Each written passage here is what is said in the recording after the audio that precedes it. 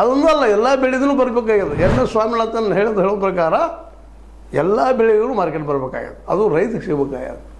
ಆ ದಿಶೆಯಲ್ಲಿ ಹೋರಾಟ ಅನಿವಾರ್ಯ.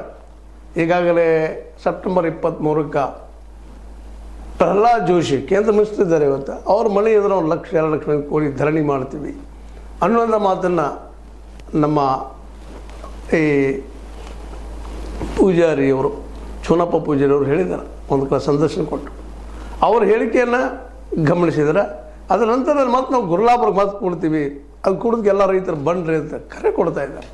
ಬರಲೇಬೇಕಾಗ್ಯದ, ಇಲ್ಲಂತಲ್ಲ, ರೈತರು ಕೊಡಲೇಬೇಕಾಗ್ಯದ. 20, 30 ಲಕ್ಷ 50 ಲಕ್ಷ ಕೂಡ್ರಿ ಅಂದಾಗ ಮೊದಲು ಸರ್ಕಾರ ಬೆಂಡ್ ಆಗ್ಲಿಕ್ಕೆ ಸಾಧ್ಯ ಇದೆ. ಇಲ್ಲಂದ್ರೆ ಸ್ವತಃ ನಿಮ್ಮ ರೈತ ಸರ್ಕಾರವನ್ನು ನಿರ್ಮಿಸ್ರಿ. ಯಾಕಂದರೆ ಎಲ್ಲಿವರೆಗೆ ರೈತ ಸರ್ಕಾರ ನಿರ್ಮಾಣ ಆಗೋದಿಲ್ಲೋ, ರೈತರ ಆಡಳಿತ ಬರೋದಿಲ್ವೋ, ಈ ಶೋಷಣೆ ಮುಂದುವರಿಯುವಂಥದ್ದಿಲ್ಲ. ಯಾಕಂದರೆ ಎಲ್ಲ ಪಾರ್ಟಿಗಳು ಈ ಬಂಡವಾಳಶಾಹಿಗಳ, ಈ ದುಡ್ಡು ಹುಡುವವರ, ಈ ಕಾರ್ಪೊರೇಟರ್ ಗುಲಾಮರನ್ನು ಎರಡು ಮಾತಿಲ್ಲ.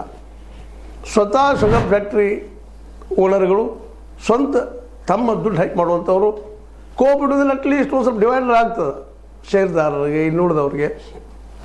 ಇಲ್ಲಿ ಯಾರಿಗೂ ಡಿವೈಡ್ ಮಾಡುವಂಥದ್ದು ಅವಶ್ಯಕತೆ ಇಲ್ಲ. ನೇರ ದುಡ್ಡು ಹಾಕ್ತಾರೆ, ತೆಗಿತಾರೆ. ಅವ್ರಿಗೆ ಎಷ್ಟೋ ತಮ್ಮ ಅನುಕೂಲ ಆಗುವಂಥ ವ್ಯವಸ್ಥೆ ಮಾಡಿದರೆ ಇವ್ರಿಗೆ 3,300 ಒಂದು 200 ಹೆಚ್ಚು ಮಾಡ್ಬೋದು. ಇವತ್ತು ನಮ್ಮ ಅತ್ಯಂತ ಆತ್ಮವಿಶ್ವಾಸದಿಂದ ನಮ್ಮ ಪೂಜಾರವರು ಹೇಳ್ತಾ ಇದ್ದಾರೆ. ಅದೇ ಕಾರಣ ದಿಶೆಯಲ್ಲಿ ಚರ್ಚೆ ಮಾಡ್ತಾ ಇದ್ದಾರೆ ನಮ್ಮ ಶಶಿಕಾಂತ್ ಗುರೂಜಿ ಅವರು, ಇನ್ನುಳಿದವರು.